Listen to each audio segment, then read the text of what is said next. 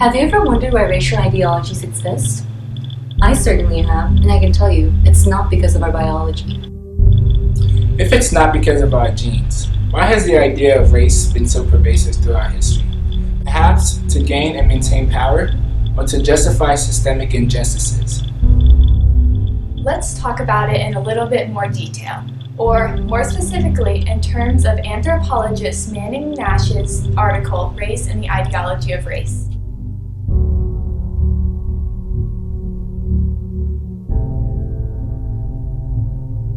In the history of the United States, white supremacy beliefs have been taught and used to suppress the powerless in order to achieve social and economic gain. Those who opposed the beliefs were silenced through social pressures or even violence. In modern media, we can see how these cases are still true. Whether intentionally or unintentionally, those who voiced the All Lives Matter campaign remove focus from grievances experienced by Black Americans. There are still people who support white supremacy, even in institutions of higher learning.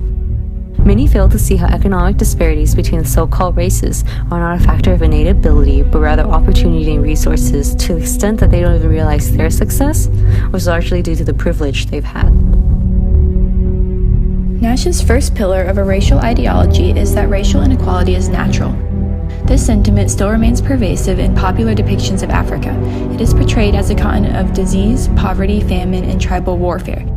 These reductive representations depicting Black people as less civilized are caused by and lead to the perpetuation of a racial ideology.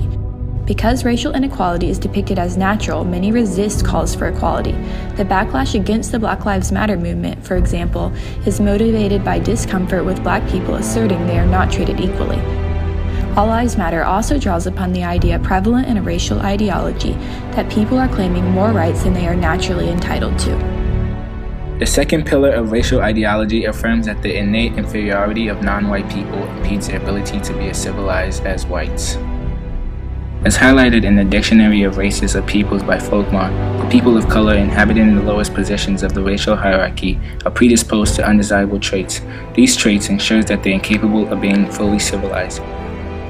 Further, such racist notions are supported by the work of Nicholas Wade, Arthur Jensen, and the authors of The Bell Curve, which make claims that people of color are genetically less intelligent than white people.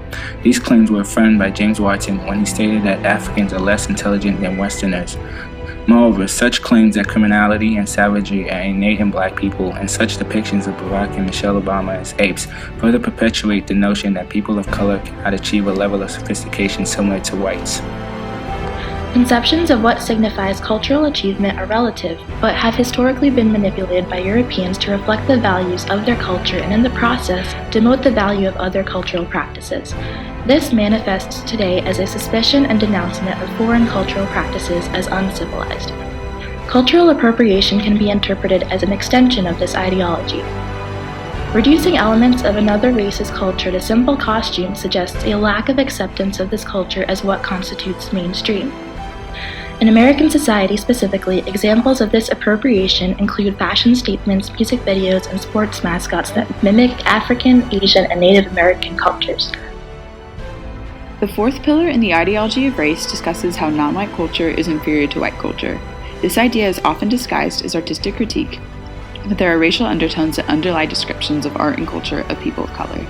Such criticism that surrounds rap, hip-hop, and graffiti all encapsulate this point. For rap, conversation frequently centers on whether it qualifies as a form of music. Hip-hop and rap are both oversimplified and reduced to stereotypical judgment or criticized as violent.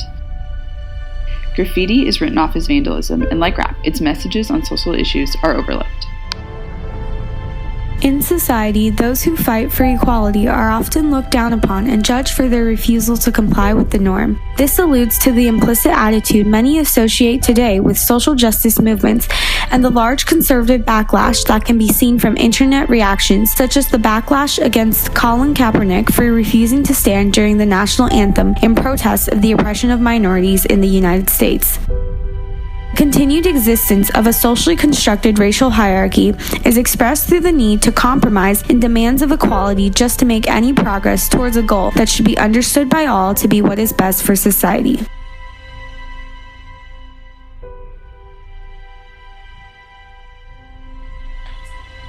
I hope the points in our video have stimulated your thoughts about the social construction of race. Ultimately, we hope to challenge society to think about the discourses that perpetuate racial ideology. As race is a mutable social construct, change in discourse on race is among the ways we can use to dispel racist notions.